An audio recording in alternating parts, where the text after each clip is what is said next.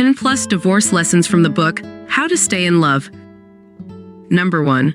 What is the problem to which marriage is the solution? Take a minute to think about it. Or 3. Is it the problem of being alone?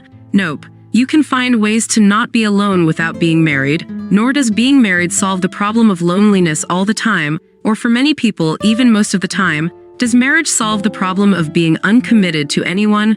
No, you can feel committed to people and not be married. You're certainly committed to your children, your biological parents, your coworkers, your religious community, even your softball team. Bonus points if it's a softball team associated with your religious community.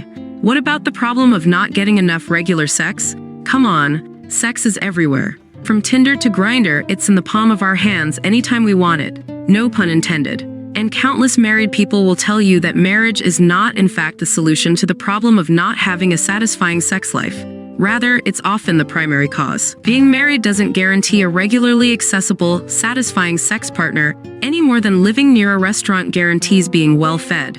No matter how much you love, if you want to stay in a marriage or long-term commitment, and more important, if you want to keep it vital, you're strongly advised to acknowledge that the relationship solves certain problems while causing others. What problems does it inadvertently create? Lots of people, including many of my clients, were or are reluctant even to ask this question. Or maybe they asked it, but, confronted with the answer, failed to do anything about it. Number 2. Marriage is a technology. When you got married, or if and when you think about getting married, did you or will you think about what you expect to get out of it? Did you ask yourself, what is the purpose of marrying this person? Yes, you're crazy about her or him, and love being in their presence. What roles specifically will you play in this person's life, and they in yours? What do you get in exchange for doing this? What's the job description of marriage? Marriage is tricky. Any long-lasting relationship between two partners is tricky. Maintaining romantic love can be tricky.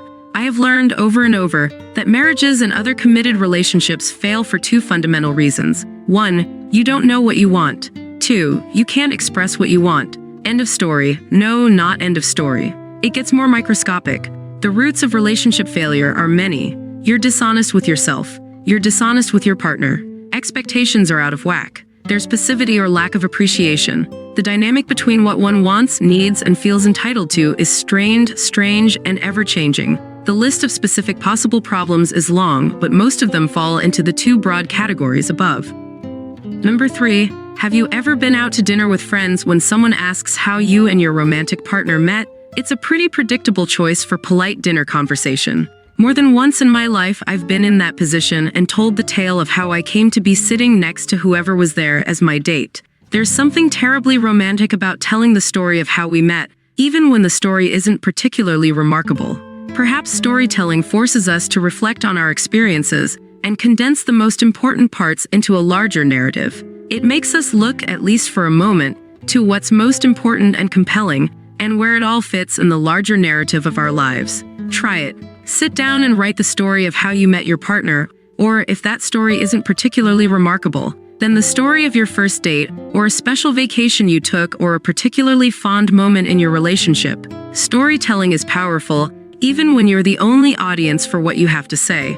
If you had to tell the story of your marriage, what would it be? Stories remind us of how we got where we are, and in the process, remind us of who we were, are, and aspire to be. I can't help but wonder how it might benefit people to reflect on the story of their marriage while it's still going on, not just when it's necessary to formulate a strategy to end it. Number 4. 2 of the most troubling expressions heard in the divorce trade are soulmate. If the concept of soulmates didn't exist, I'm certain we'd have far fewer divorces and unhappy relationships, and 50-50. So long as you're getting what you need, why must it be half?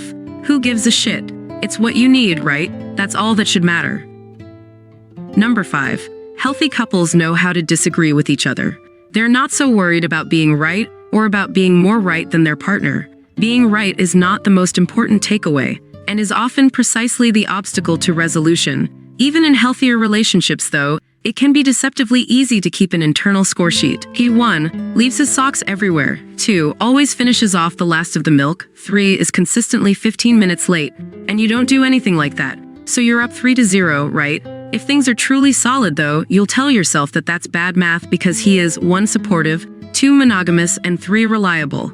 And one would think those 3 positives far outweigh the 3 negatives. I have never in court heard one party say, "My husband cheated on me," to which the other party retorted, "But my wife leaves her socks everywhere," to which the judge interjected, "I grant full custody to Mr. Jones. Keep this sock-dropping monster away from these children." Dismissed. Number 6.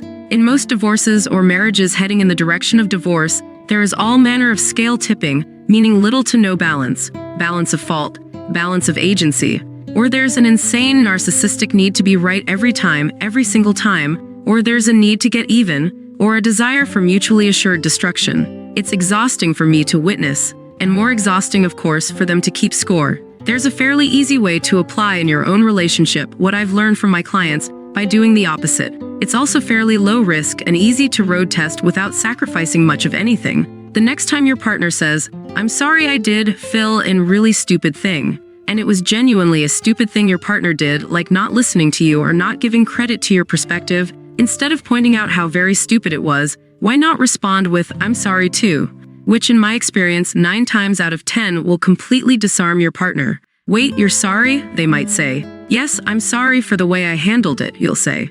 "I'm sorry if I didn't see that you were in a bad place. I'm sorry I didn't realize what you needed from me in that moment," and let the conversation go down the road it did.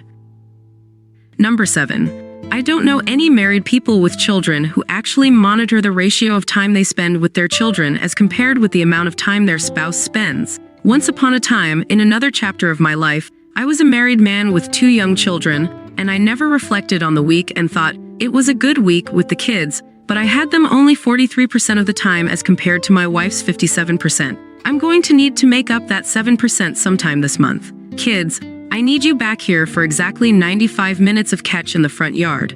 Billy, get the timer. For people in functional parenting relationships, there are really only 2 amounts of time you're spending with your children: enough and not enough. Divorce changes all that and brings more sharply into focus the time you aren't spending with your children. I think that's at the root of the 50-50 obsession.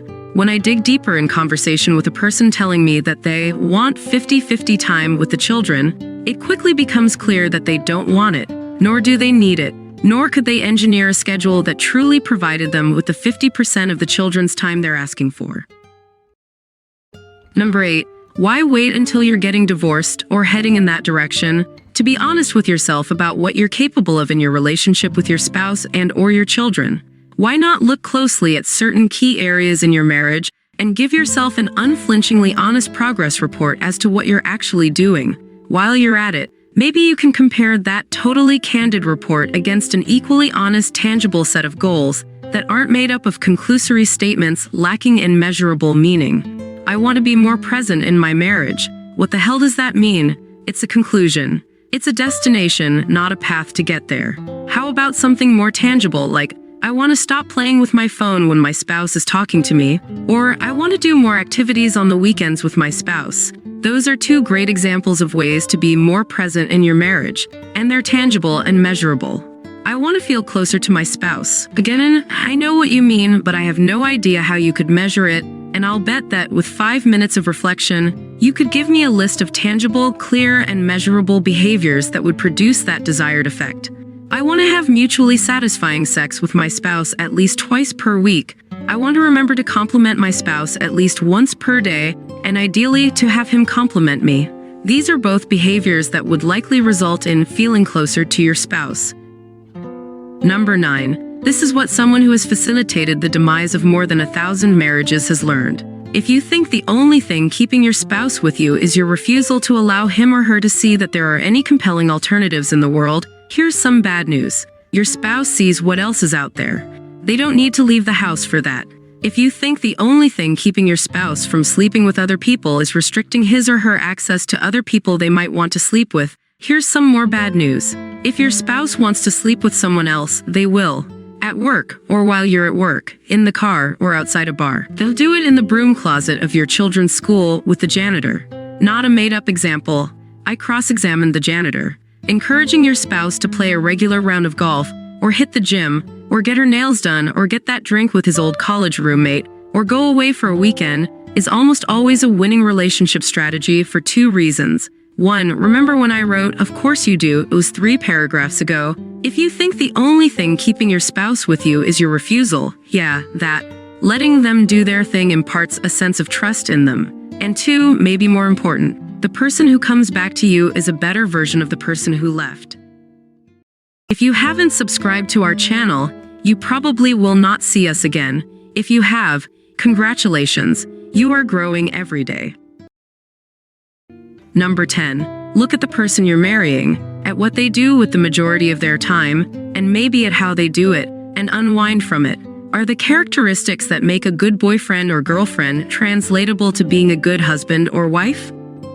Number 11. 5. Not 4, not 6. 5. Okay, that's not exactly true. There's really only one kind of infidelity. The kind that happens for a real reason, then proceeds, if uncovered, and often if not, to tear at and usually destroy the original relationship. Yet, as I have observed, affairs really do have important nuances, and they tend to fall into 5 general storylines, none of which, I'm afraid, have particularly happy endings for everyone involved. 1. The freshly discovered soulmate. I met someone. I'm in love with them. I'm leaving you. 2. The wake-up call. I fucked someone. I shouldn't have, but you know what it taught me? I'm not happy because I need more than what I've been getting in this marriage. Otherwise, I wouldn't have cheated. 3. The big mistake. I fucked someone. I'm so sorry I did because I really didn't mean to, and I love you, and I really truly want to keep our marriage intact. 4. The push out of the closet. I'm gay or lesbian. I was pretending to be or trying to be straight. I can't pretend anymore. Or I've been caught with someone of the same sex, and I don't want to try to be someone I'm not anymore. 5. The revenge. You had an affair. We supposedly worked it out and moved on, but I was secretly, or not so secretly, still incredibly angry with you, and now I've had an affair too. Whatever the type of affair, it's always the beginning of the end of the marriage, either literally, legally, or figuratively. The end of the marriage in that form because something's clearly got to change. Affairs are scandalous and interesting. They also give unhappily married people something or someone convenient to blame their divorce on.